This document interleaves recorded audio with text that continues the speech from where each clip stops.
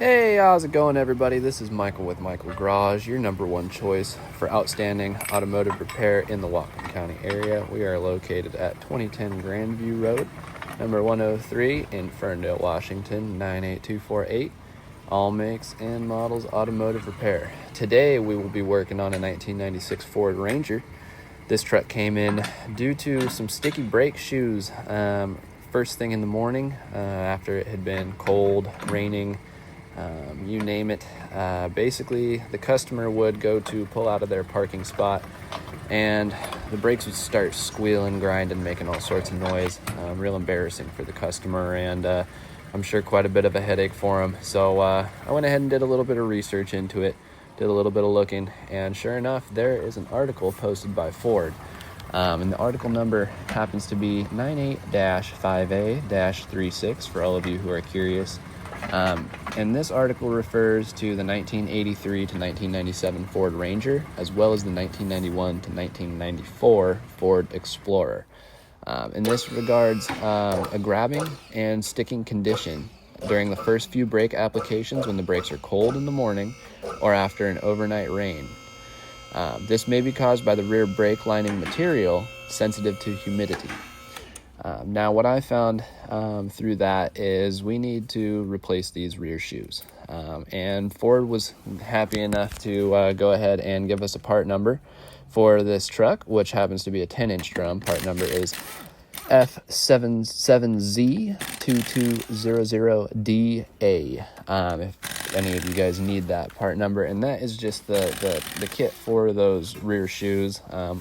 When we go ahead and get these shoes pulled off, I'll go ahead and show up a quick photo of the box with the part number there. But I'd also suggest, getting a hardware kit. It's good to replace those springs and everything in there. Not a bad idea to replace wheel cylinders while you're there. Just depends on how much time you have and if you want to pull brake fluid out of the system and open up the brake system. So. But you'll see me here. I'm just removing the brake drum to kind of look at the condition of our shoes here. And in all honesty, the shoes aren't in terrible shape. They've still got a lot of lining left. And it looks like the hardware kit has been replaced fairly recently, within the past few years. Not the worst I've seen, but definitely not brand new. So we're going to go ahead and get all these replaced on. So I'm just giving the whole drum kind of a quick preliminary cleaning there.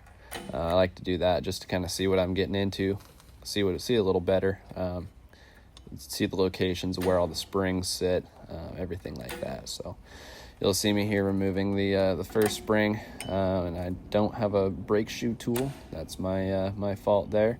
But I do it the old-fashioned way with pliers and screwdrivers, so we get it done. You'll see me there just removing that cable for the emergency brake. That cable is for, that's for the shoe adjuster. So these are a self-adjusting brake shoe. After reassembly, you'll basically want to go in reverse and hit the brakes quite hard. And that will adjust a small assembly at the bottom that you'll see here later, and ratchets the shoes to the appropriate depth. So that way they're making good contact on the drum. So you saw me there. I just went ahead and removed all the upper springs, that cable, and as well as a little bracket that kind of aligns those shoes. Right here I'm removing the shoe hold down springs. Those are kind of a bugger, and I had quite a bit of a time installing the new ones. But those usually tend to be a bit of a bugger. Shoes in general, a lot of guys, not favorite thing to do out of guys in the industry, but you know what? It's a paying job, and we're happy to do it. So, if you guys have any brake shoe questions or inquiries, feel free to reach out, and we're happy to help however we can. So, you'll see me there. That's the bracket there for the emergency brake cable. And here's the part number for the shoe box, or the shoe box, the box of brake shoes, brand new Motorcraft part. So we're just giving everything another good cleaning here, making sure everything's washed down. I'm not afraid of using brake cleaner. I like to have things cleaner than they need to be. Maybe a little overkill in some people's opinions, but you know what? It works for me, and I'll spend the extra couple bucks that it takes for the chemical. So you see me here just hosing everything off, making sure everything that is going to remain in there is going to be nice and clean. Get as much brake dust off as we can, and just remove as much buildup as we can in general. So give it a good cleaning, airing it off real well, drying up all that brake cleaner, making sure there's no liquids that are staying in there that can contaminate the shoe material. Believe it or not, you do want to keep brake cleaner away from your brake pad and shoe material. It can do damage to that material, and it's not good to do when you're putting brand new parts on. So we want to prolong the life of our parts and not reduce it. So that's why you'll see me here, cleaning everything real thoroughly. In a minute, I'll be applying some grease to the little contacts here. Oh yeah, here you'll see me cleaning the contacts that the brake shoes kind of ride on there on the backing plate. That's common on most brake drum applications. And what I like to do is just clean those up a bit, wire brush them, give them a little bit of silicone grease just to prevent grinding and prevent wear.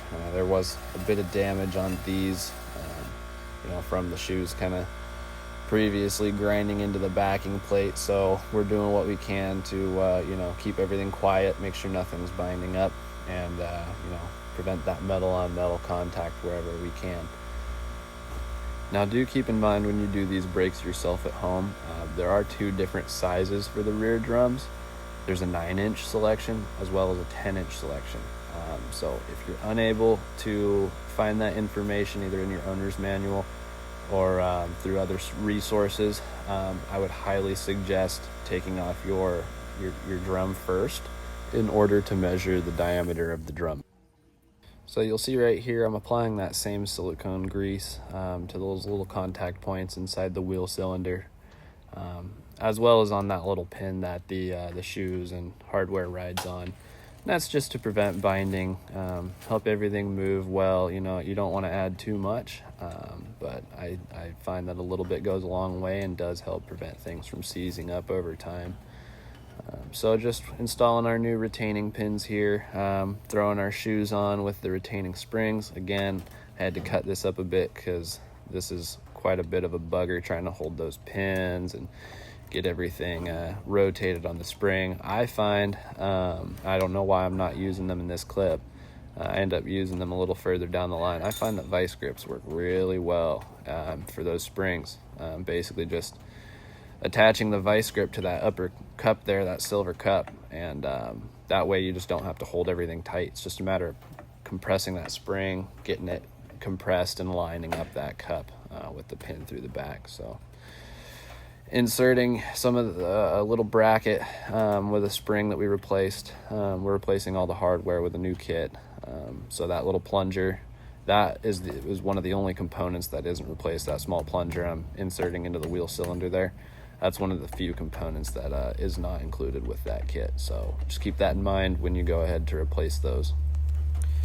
Now we're going to go ahead and secure the bracket for the parking brake. We're going to go ahead and secure that to the rear shoe with the little horseshoe clip. You just want to squeeze that with pliers, kind of squeeze it around the pin that slides through. Right here is the spring and bracket for the self adjuster. This is going on that rear shoe as well before we throw the adjuster in. This kind of, there is one per side, so make sure you're putting the right on the right side or passenger and the left on the left or driver's side. We're gonna go ahead and get everything lined up here. You can see me using those vice grips for the spring.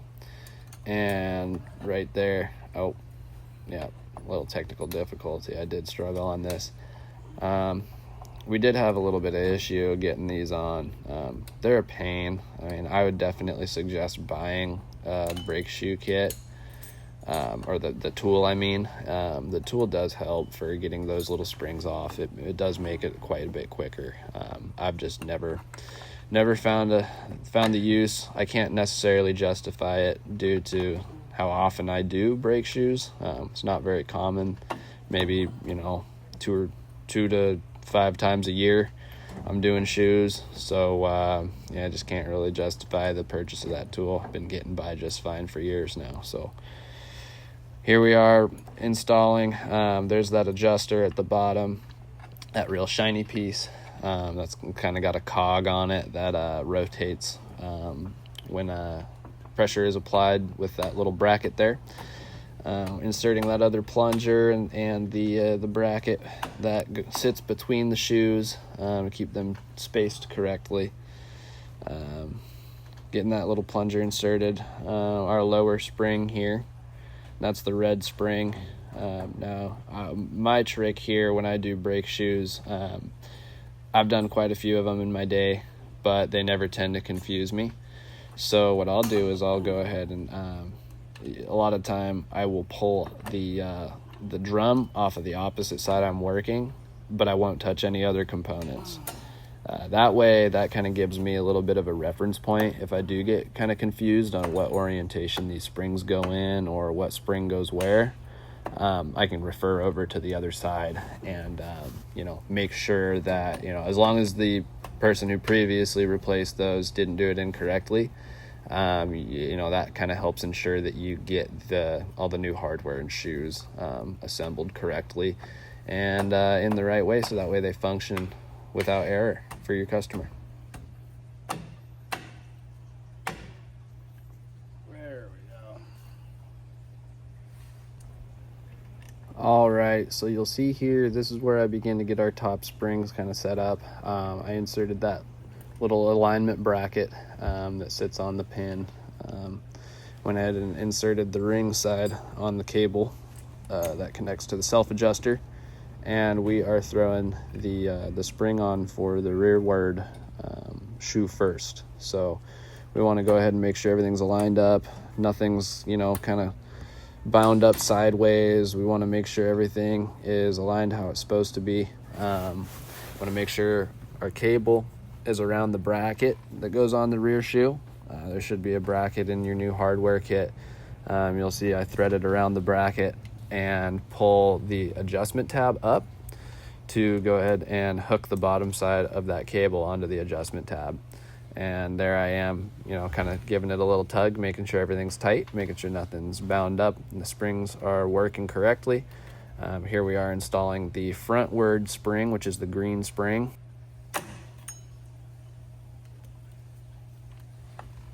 And with just a little bit of pressure pulling that frontward shoe back, we're able to get that spring looped around the peg there. So everything's fully reassembled. Now you just slide your drum on. You want to adjust the tension on your shoes and you're good to go. So if you guys benefited from this video, you know, you found that it helped you out, please like, comment, or subscribe. You know, let me know what helped you out. Let me know what you liked about it. And if you guys have any questions or anything for me personally, you can reach out to that number there on the screen. Again, we're located in Washington State and happy to answer any questions you may have. So thanks and happy wrenching.